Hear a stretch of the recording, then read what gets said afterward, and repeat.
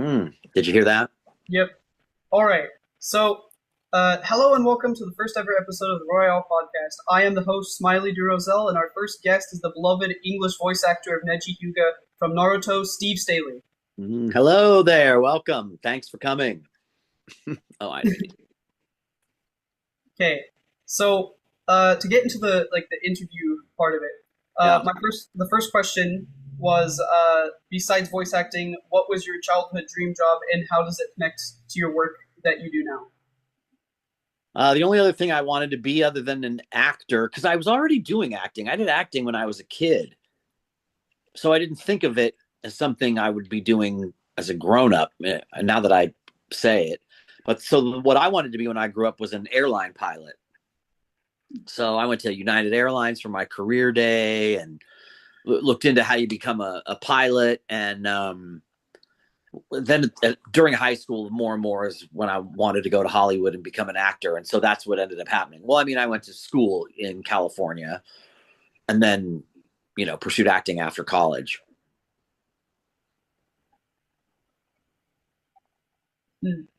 Okay. You want me to get into the next one? Sure, go for it. Okay. So, question two. Who or what from your early life inspired you to pursue voice acting, and do you still carry that inspiration with you today?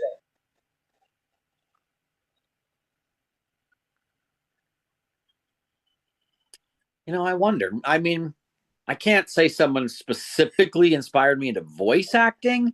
That was more opportunistic, and I'm an actor, and what are the ways to make money as an actor? And what am I going to pursue with what's available to me, and so on. It's part of my journey. But I suppose just my parents for not being jerks about me wanting to be go into show business. They could have been uncool about it, and they weren't. And that's not really my inspiration, but that's what I've got. I don't know. I would have to wait till I have inspiration to answer my question about inspiration. Yeah. Okay. All right. So, if you could share a pivotal early moment in your career that most shaped your your voicing style in the voice acting, what would that be? Hmm.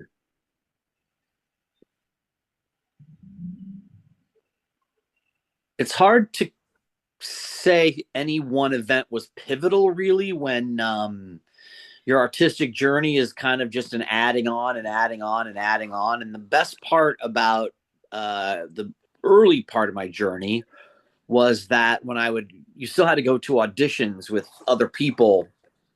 It wasn't all recording from home and stuff. And so you were working with a lot of old timers or actors that I watched on TV when I was a kid, and even at auditions. And so you just got better and better and better from associating with them and working with them in auditions or even in bookings and commercials and cartoons and stuff like that. The people that you got to learn from. All right. Okay. So when stepping into a character, for example, I'm not sure if I'm saying his name right, Shūhei Hisagi. Uh huh. Um, how do you find pieces of yourself within his persona? Any unexpected traits you discovered? Well, you're watching the show and you're trying to figure it out right then and there. There's not a lot of advanced knowledge, even in a way, other than what you come up with at an audition that strikes them as similar to what they're looking for. And then in collaboration with the director, you settle into something. And then in the process of settling into something, which of course is finding out the ways that you're like and how you are going to perform this based on the situation and what it is you're coming up with, that settles into something, and then a reference is made so that you can find your way back to it again. Again, another sideways answer to your question, but that's sort of how that process goes, and in the middle of all that is finding yourself in the character, kind of. All right. Okay. So before I ask this question, I'm gonna ask a question before, All uh, right. because not like when I research things, I'm not getting like 100%. So like you did voice the English version of Moondoggie, right? From Yeah, Eureka. moondoggie, eurekaseven. Go Yeah. through all land valley. I still remember you have to listen to the same sample every time to get into character, like I was saying. And the line for that show was, or one of the 10 lines they played, and we say listen and repeat, was go Mhm. through all land valley. I always Okay. remember that. So was there a like specific scene or line? Like the question that I was gonna ask actually was there a specific scene or line that stuck with you and what makes it special? Well, there you go through all Yeah. land valley, and that would be the story. Yeah. Because other than that, moondoggie was kind of incidental, kind of. Or I hit there. It wasn't pivotal, and so that stands out to me more than anything else. Truly. Uh, okay, so question six, all right?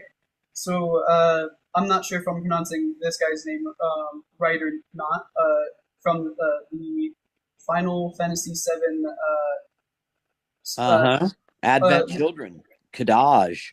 yeah, Kadaj. So Kadaj is a complex character. Did you ever channel a surprising emotion or experience from your own life into his voice? I wonder. I mean, on some level, that's happening, right? I can't say that yes, I did, and here's what it was. It's more collaborating with the director. And then in that case, there were other creative people there who also had something to say about my performance, and then communicating that and me trying to adjust what I was doing using the skills of an actor, which in part are drawing on my experiences, like what you just said, in order to come up with what it is they're looking for to a satisfying manner without getting fired. I mean, really, to deliver. Yeah. Okay, so okay, could you describe a time when an unconventional technique led to a breakthrough performance for you? I wonder. An unconventional technique.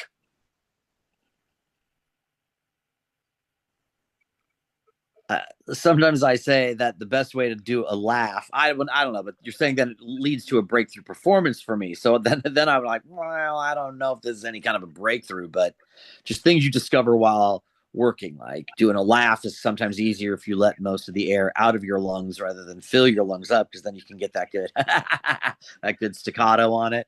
Um, which is a matter of technique. As far as leading to breakthroughs, not not sure about that, but the collaboration and talents of everybody coming together makes it come off that way for sure. Mhm. Okay, so question eight. When preparing for a role, are there any rituals or unique methods you perhaps sometime like perhaps maybe something quirky that helps you set the tone? Nothing specific other than making sure I know what my schedule is and how to be on time and ready to work when they come out to say, we're ready for you. Going in and listening to what they have to say, because they set the tone in terms of what we're getting ready to do. They show the preview and any information that's necessary. And then mostly what helps in terms of your question is to listen to the voice sample, dial yourself back into where this character sits, and then act out the lines until the management is satisfied with the takes they've gotten, and then leave it to them to put together into a cartoon in a way. Yeah.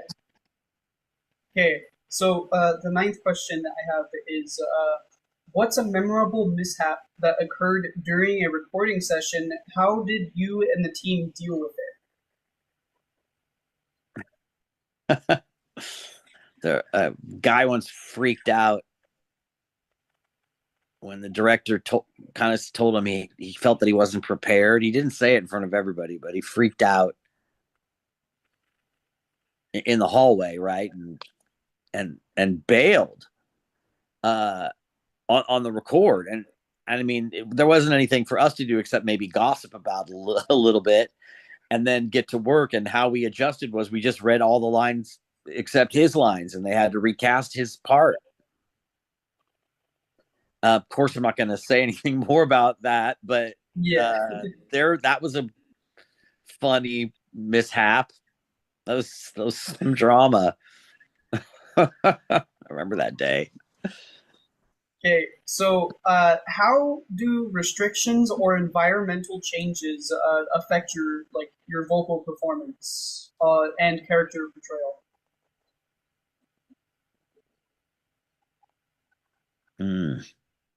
It's tough when you have a cold and you sound like you got a cold.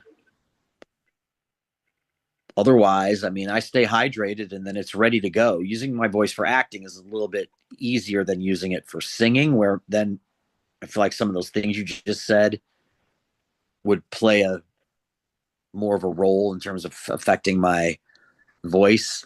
And then screaming, I don't like to do at all anymore at all, but you still have to. I bet there's I guess that's circumstantial, right? How much screaming is on the lines require. That you have like roles like I think like people have like roles like Sun Jin Woo where there's like the scream for him, and then you have like Goku where there's a lot of screaming in Dragon Ball. I know for a fact I couldn't do that because I would probably like my voice would probably give out at like any minute. Yeah, care has to be taken that you're not wasting it at the time of recording, because if there's other work to be done, but then those screams have to get done every time. Mm-hmm. I've never had anybody in any show ever say to me, "We're going to use that Daiguren Hyorin Maru from another from a different episode." I always had to do it. Yeah. Okay, so my 11th question: did you ever have a mentor or a particular experience that shifted your perspective as you transitioned into like voice directing?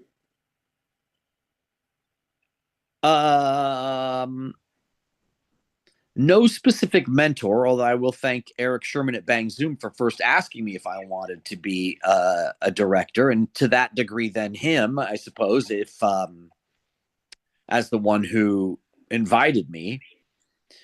And then really just my experience having been on the other side of the glass as an actor, it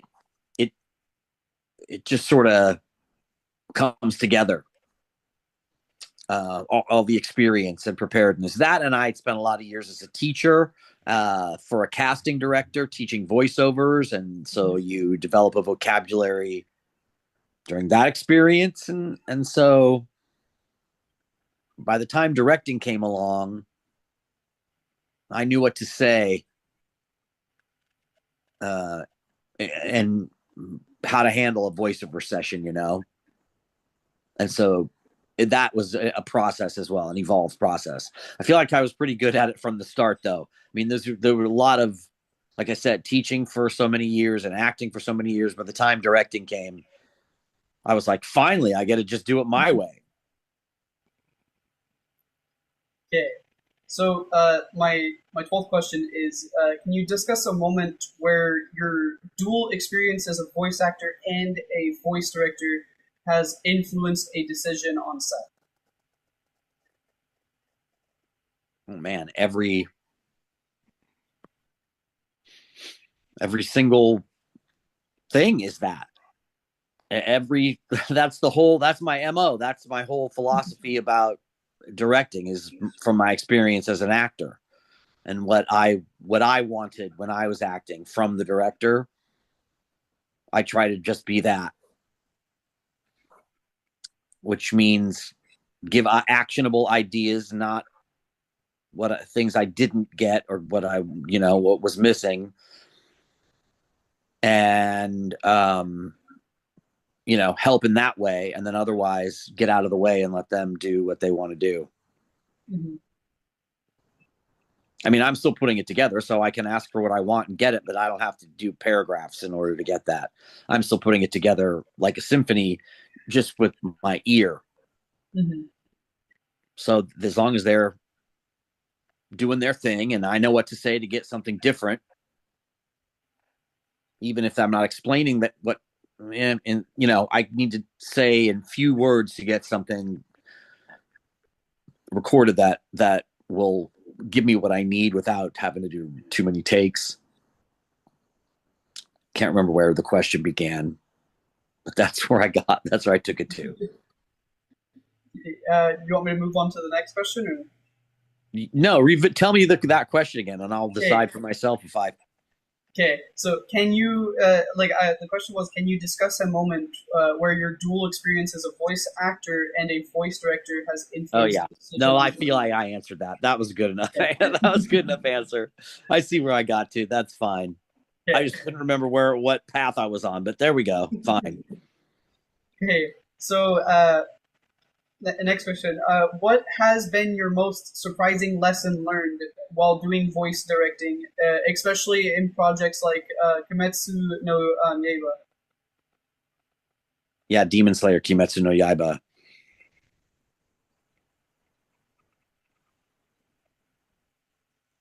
I don't know. I wonder what has surprised me the most.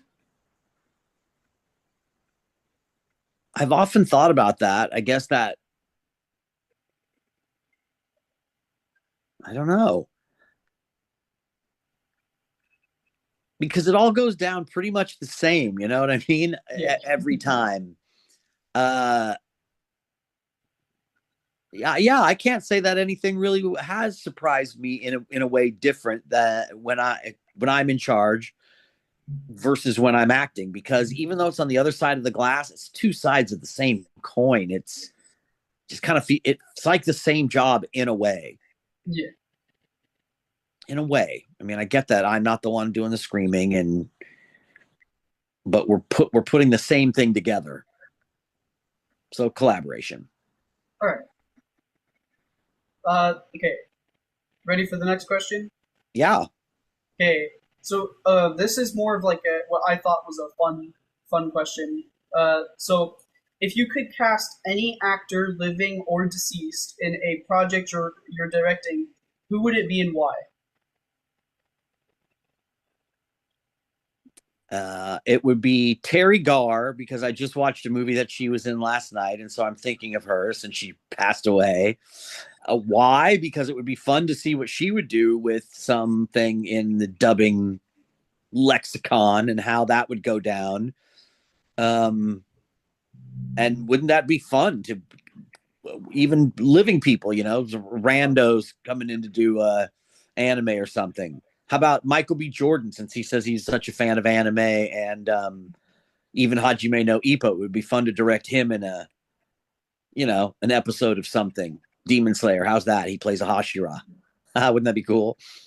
Oh yeah. Okay.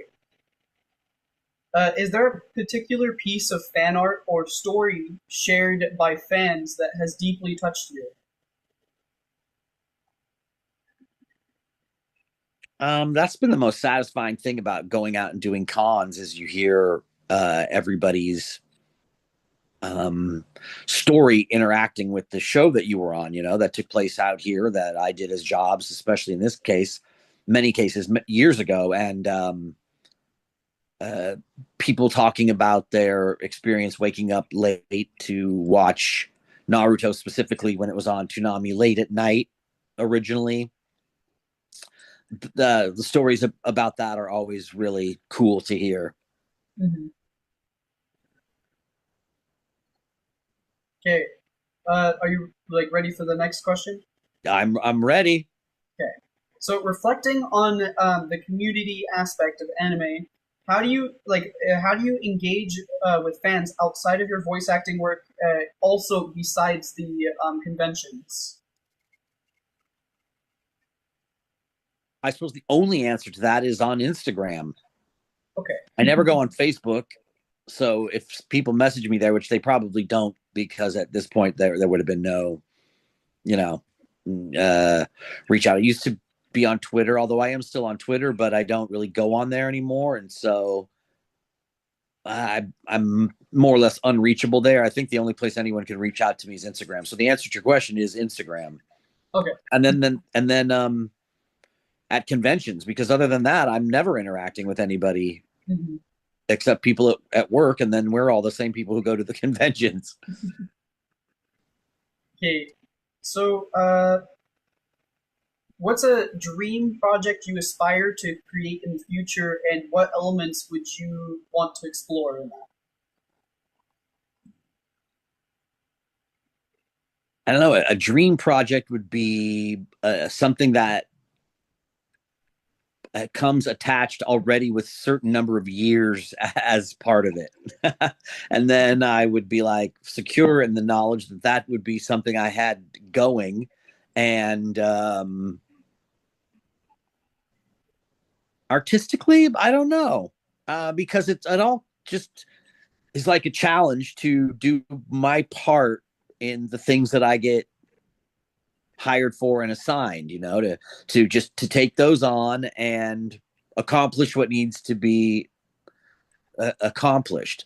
So I don't know. I guess a dream job would be one that comes with a certain number of years as automatic. Self-serving as that. Yeah. Uh, so you ready for the next question? Huh? Okay. So, how do you envision your career evolving in the coming years, and what areas are you eager to experiment with? Um, I mean, the thing I would be most interested in seeing is what shows will come to me, what things will be a part of. Everyone knows there's still a Demon Slayer still has some stuff left to do, and I suppose looking forward to what's in store in terms of what shows. And then a certain amount of my time is spent in the space now going out of town to cons and stuff, which didn't used to be part of my routine. And it is now, and to a degree this year by a factor of 2 or 3 even. I just agreed to go out a lot this year, so we'll see how that goes as just another aspect, or like I said, a whole other facet. Okay. So, next question. Apart from your professional work, what hidden talents or unusual hobbies do you indulge in when you need a break? I like to go see theater. I'm a singer, so I do things with singing, and my friends who I known for years from acting class and putting on shows or being part of their cabarets. I like to travel. I just went to Hawaii, which was great. I hadn't been there for a few years, and um, those kind of pursuits, similarly artistic in a way. Mm-hmm. Okay. So, is there a game or anime that you wanted to be a part of? Uh, and how okay, is there an anime or a game that you wished you were a part of, and how would you approach getting the role?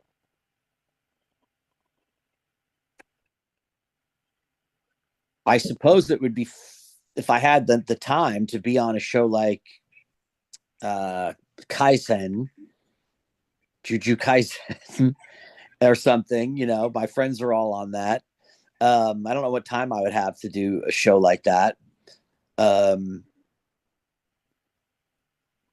that would be kind of cool to be to be on a current anime, although I don't aspire to that. And then when you ask how do you do it, I would do that how you get jobs in show businesses. You see who is hiring and you reach out, you do your marketing, or I mean, that kind of conversation really is when you say, what would I do to get the part? Well, that's what you do. Yeah. Okay. So what's a like a habit you have to keep yourself grounded amid the pace of your career?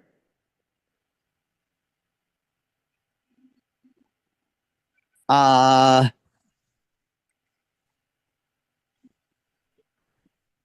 what would my habit be? I suppose just hanging out with my friends. My habit would be, I just got a Disneyland annual key pass for the first time since COVID kicked us out before. So maybe that will be a way to have my downtime. Also, when work is cooperative, just the downtime occurs, and so I don't have to have something specific that grounds me in a way. Yeah. Okay. So do you have any guilty pleasure movies or shows that you find yourself binge watching, and what do you love about them? What is my guilty pleasure? I like the show Wipeout. That's one guilty pleasure where they got to run that obstacle course. Mhm. Makes me laugh. What was the other part of your question? But okay, so it was so I asked what was your guilty pleasure and what do you love about them? Oh Like, yeah, I love watching that obstacle course, and I would love to run that obstacle course, and I like it wiping people out. That's the best part about it, knocking people down into that swimming pool. oh yeah, And I would love to try that course one time. I don't even need to be on the show. I just want to try that course. So I guess that's a guilty pleasure. all right. Otherwise, I'm channel flipping, trying to find a guilty pleasure, if only. Okay, so after a long, I I think this might be like a repeat question. I'm not sure. So after a long recording day, what's your go-to recovery activity that brings you back to the center? Probably eating, going out to dinner with somebody, or cooking. Okay. And not that I'm some kind of cook, but like, you prepare self care, you take care of yourself by making dinner, and then settle in to, watch a movie or talk on the phone, or plan a trip or whatever I want to do at night, especially if I have to work the next day. Like, I have to work tomorrow. And before I connected with you, I still hadn't gotten the schedule, and it's always like that. I just wish I knew what time I had to go to work tomorrow sooner than 6:30. Yeah. Um, so if you could send a message to your younger self, just starting in the industry that you work in, what would you want your younger self to know? That sticking with it pays off, and hanging in there, and connecting pays off. Mhm. Keep keep it up. Don't screw me. I'm here, grown up. I need you to work hard and make it happen. Okay. Next question. How do you approach learning from criticism without letting it impact your creativity negatively? It's hard. You just have to man up. No one wants to be dealt criticism, and it's always sucky. But you just have to man up, right? Accept it. Understand that that's what it is. See where you are with it, and either adjust it or not, and move on. Okay. Uh, I'm gonna pause the recording real quick. All right. All right. Welcome back. um, okay. So we left off on before I can start 26. Like the question 26. So beyond the awards and recognition, what do you cherish the most about working in the like the voice acting industry? Wow, getting to do something so creative and cool as my job. I recognize every time I'm doing it that it's a unique job to have, and happy that is how it came to be. I mean, I wasn't pursuing voiceover, but it happened early enough in my life that when I started working in voiceover and then put more effort into continuing my career, you know, it's nice to know that it worked out, and couldn't be happier uh, every time I'm at work thinking, wow, this is my actual job. So, ready for the next question? Yeah. Let me get my Okay. handled. There we go. So is there a personal project or collaboration with fans that you've always dreamed of executing? Nothing specific, although sometimes I work with people who've won contests and they're very often fans.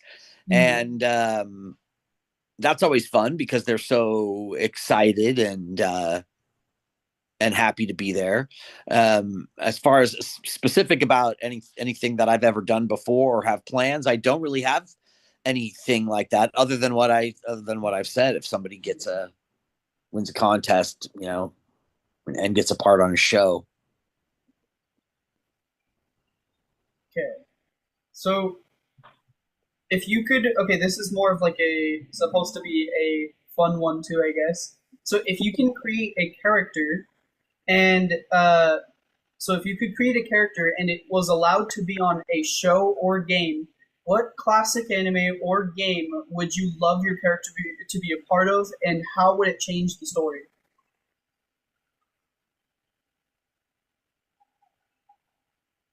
I don't know. I would want it to be like what Super Mario goes to Akira, something like that. I It could be something like that. I mean, that's intense. I would have to like put some thought into what that and the ramifications would be. I'd have to really think about that, Mhm. because then I'd start wanting to go overthink it. But I do like that thought experiment. I can't give you a full answer right now because I would honestly have to sit here and think about what that would even be. I mean, if you A want, you good can thought answer experiment. that later. Yeah, get back to you. Yeah, We'll see about that if I think one up. yeah. um, okay, so do you think voice acting has affected the way you converse about important topics, and what role do you see yourself playing in those types of conversations? Um, that being my job and it is only helps me in terms of conversations insofar as I have skills in communication, and that always comes in handy, or skills being in charge, which is also helpful in leadership, I suppose. And those come into play professionally as Mhm. well as in other interpersonal uh, situations, just as a function of one another. Okay, so this is the final question. Um, Is there going to be like a uh, fountain that's going to go off of any fireworks, I wish that would have been fun. sound effect, So, confetti cannon? There, that's what I was looking for. okay. Um, so, if you could compete in any reality TV show, which one would you want it to be and why? Dude, that's funny. That was prescient when you asked that before, because I kind of have already answered that question, Yeah. right? Because if you hadn't answered the first one, my answer would still be to you, Wipeout. Because other than that, I don't give a shit about reality TV necessarily. And that show, you would have to go there one day, get your ass kicked, and then drive home, as opposed to doing some 3-month reality TV show. Plus, I want to run that race. I want to try that course out. I don't know about getting punched in the face though by some big mat, Still, I would want to do Wipeout. I applied. They had an online application. This is years ago. That show's been on for a really long time. Remember, it was John Henson and other comedians back in the day. I applied to be on it, but nobody ever called. Mm. Now I'm afraid I might be thinking a little too high. Might be a little too old to go get slammed hard like that. Yeah, that could be really hard on the body to get. Like, I've seen the show before, and that they look like they get hit real hard too. Yeah, like they flip backwards onto their neck sometimes. But I would love to be shot out of that cannon into the pool. I mean, that would be scary, but that final, I don't know. I think I'm overestimating my abilities because you'd give out in cardio in the first 3 minutes. Anyway, Wipeout is the answer to my question, Smiley. Okay. All right. So, do you have any topics you'd like to discuss before getting into the Q&A? Oh my God, no! I only wish I had topics I wanted to discuss. You can just give me some Q&A. Okay. So, so after the Q&A is going to be the outro, if that's all right with you. Mm-hmm. Yeah. Okay. So, and also, just to tell you, you are welcome to come back onto the podcast at any time, as long as you're okay with it and you want. Yeah, I want to come on and hassle some of your other guests. All right. Okay. So, I only have 4 Q&A questions, from people who are wanting to watch this. You have 4 people who requested that I ask you these specific questions. Okay. So, question number 1 was, what was it like to direct the English voice acting of The Promised Neverland? It was great because we got to experience that story together, and the girls who were the boys and girls,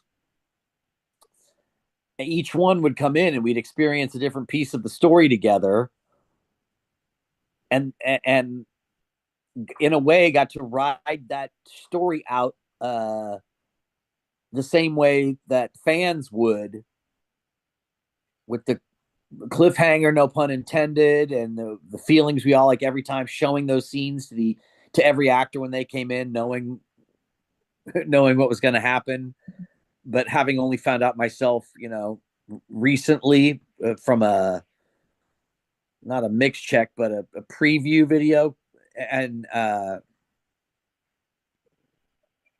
love it. That was a cool show. And then, you know what? I didn't direct season 2, I think, because I was off on Demon Slayer. So season 1 just kind of lives in this perfect little place for me. So there's my answer to that. Okay. Okay, so question 2 actually came from the same person. So you were there any characters you wanted to voice but couldn't? If so, what were they, or who were they?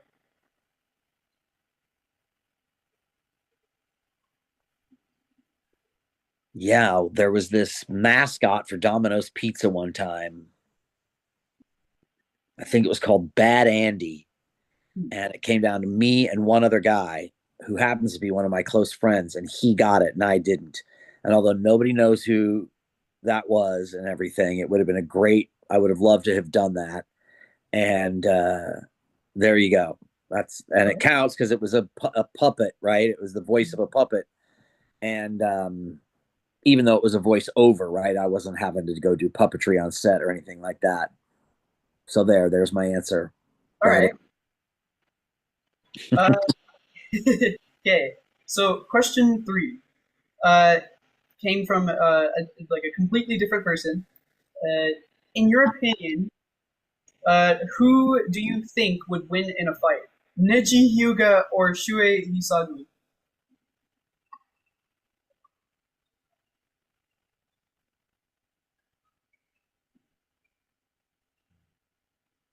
Hmm.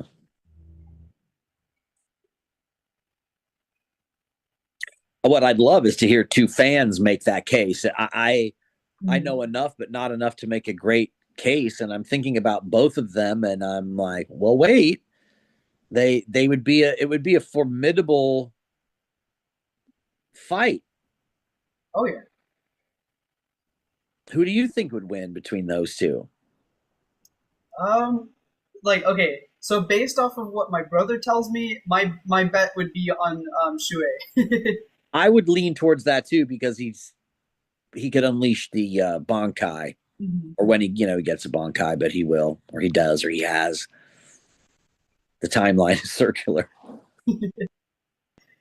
But yeah. So I guess if anybody wants to like put that in the Yeah, comments, put that in their comments and let us know your thoughts and why. yeah. Um, and okay, so the fourth and final Q&A question was, do you like solo leveling? If so, who is your favorite character? I don't know what that is. So tell me, maybe I know more if you use other words. Is that the name of a show? Yeah, solo leveling is the name of another anime. It's Really? yeah, it's okay. So you like I've So I mentioned. guess that answers your question. But normally, sometimes you say something, and I'm like, oh yeah, I've heard people talk about that, but this is my first time hearing that, so now I have to check it out. Is it Um, on Crunchyroll? I'm pretty sure, yeah. Okay, so like the main character is called Sunjin Woo. I mentioned him earlier, where he does like the screaming. The English voice acting is done by Alex Lee. Oh, okay. Well, I know him really well. He lives a block away from me here. He's at his house right now and suffering the rainstorm like I am. Mhm. Well, I'll have to ask him about it. What's the name of it again? Um, it's called Solo Leveling. Leveling. Yes. Okay. I'll ask him about it. Do you know where they do it, where it's recorded? What studio localizes it by any chance? I can check right now if you want. I mean, it's okay. Like, as I do know Alex, I could just ask him, but sometimes these other details are what key me into knowing something about something other than what it is everybody else knows. Does that even make sense? Yeah. I Um, think about these things on a different level. yeah. I only know about this like the show because my brothers talk about it a lot. They're like, oh yeah, I love like the voice acting of Sun Jin Woo and all this other stuff. I'm like, all right. All right. Well, I'll take note, or I'll ask Alex about it when I see him Okay. again. Last time I saw him was honestly out on the street. I'm like, "What's up?" He's like, "I live right. Where do you live?" I'm the guy. I live right over here. Okay. You ready for the outro? Let's outro. Okay.